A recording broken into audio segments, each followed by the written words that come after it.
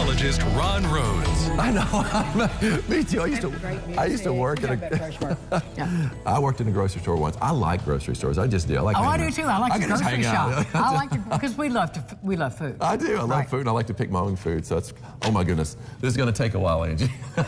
March 14th. Oh my goodness. This is a book, so prepare, settle down. I'm listening. I've got a bedtime story for you.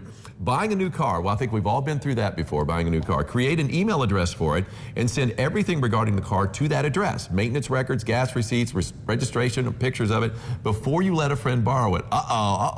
This will make things much easier when you go to sell it or have an insurance claim. The same technique can be used with a house or other big purchase. What was that part about a friend borrowing? What does that have to do with I don't know what that has anything to do with it. Wouldn't that just be handy in general? In general for you, just have your records and stuff, which I keep my records in my car, in my glove box. I do too. You know what gets me, though? Of course, if you had an accident and that part got destroyed, it might be good to have another file somewhere. Yeah, have like a separate copy. You email it too. So a lot of times they'll say, do you want an email receipt or a printed receipt? Right. Get both. Get it printed and then boom, put it in your glove box. Put it, and then if I put it in my glove box, then I won't remember where I put it, and then I'll be scratching around. And George is laughing right now too. So thumbs up, except for this friend part. I don't know. That was so random, wasn't it? It's like whatever. It's out of the blue, man. Coming in from left field. Just have a piece of pie today. It's pie day. Don't let your friend borrow your car. There's my advice. Yeah. I've got a stick shift. A lot of my friends can't even drive it, so I'm good on that.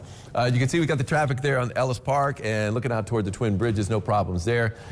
Yes, we're looking good right now, but we got a chance for thunderstorms later on today, especially later on tonight. We've already seen a few storms kind of rumble through the tri-state. Nothing severe though.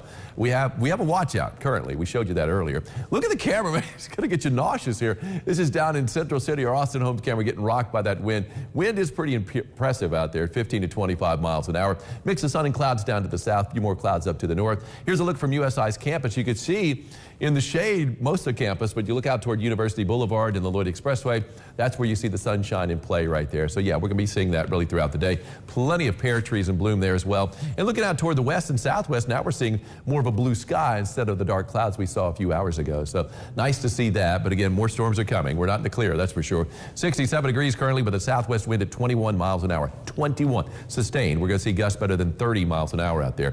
Temperature-wise, a little bit warmer where we've seen more sunshine, of course. 73 in Owensboro, 74 Greenville, 72 in Tell City, 71 in Jasper. Cooler with more clouds and the rain close by. 69 in Carmine. It is 68 degrees right now in Princeton as we head into, or get closer to heading into this Thursday afternoon. And as far as wind speeds go, yeah, we're talking about 20 to 25 miles an hour right now sustained. Here's a great shot, Angie. I don't know if you saw this last night or people.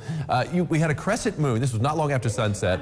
And right next to it, you had Jupiter. I mean, it was like both together in the sky. This is a great shot by Kurt Davis. What makes it even greater is the fact not only can you see the other part of the moon that's not illuminated by the setting sun, but you can also see Jupiter, and if you look closely, you can see the moons of Jupiter in that shot. That's an awesome shot. Kurt Davis gets some of the best pictures you're ever going to see. He also gets some great videos, too. He's from Hardin County, right here in southeast Illinois. He hails from Hicks in Hardin County.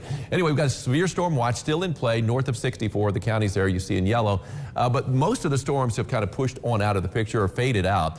We had a pretty decent little thunderstorm kind of cut through Warren County. Now it's just a few showers and thunder showers out there. The bigger picture, you can see farther to the north, we've got some showers and thunderstorms up around Crane, now starting to lift to the northeast, east and northeast as it continues to truck out of the tri-state. So that's going to be out of here soon enough. And we had, again, in the metro, we had a few showers and thunder showers kind of push on through, but nothing severe. Now we're seeing a few more showers, though, cropping up down in southwestern Davis County, headed toward Owensboro, at least south of Owensboro. So heads up on that. Plenty of lightning with that batch that's moving out. It looks like it's going to stay to the north of Paoli for the most part. It's going to be out of Martin County here fairly soon anyway. Moving east at around 50 miles an hour, so making pretty good progress. We did have pea-size hail reported in Lagodi in Martin County with that batch that moved through. Wind was not a factor, according to Brian Cooper, who basically just emailed me a report from Lagodi. So good to hear that anyway, but that's going to be moving out soon enough. And you can see we've got a whole lot of nothing going on to the west after that. So not a whole lot going on this afternoon once we get these storms out of here in the next hour or so.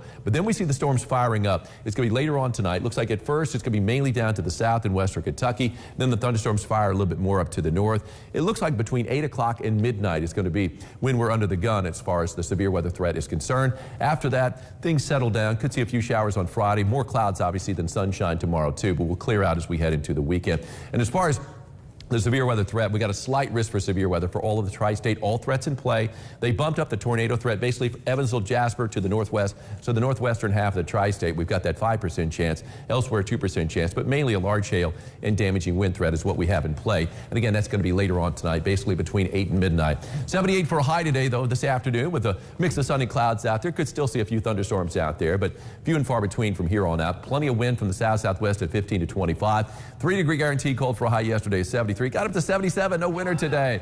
We'll try it again today. I mean, we were getting these outrageously warm temperatures is what it boils down to. I'll up it a notch. 78 is what I'm going for today. 64 tomorrow on the backside of the storms that are moving in. This weekend should be dry. 65 on Saturday, 55 on St. Patty's Day. So it'll be a wee bit chilly out there. Beautiful sunset last night. Gorgeous. And this is from Eccles down in southern Ohio County, close to Rockport, Kentucky, not Rockport, Indiana.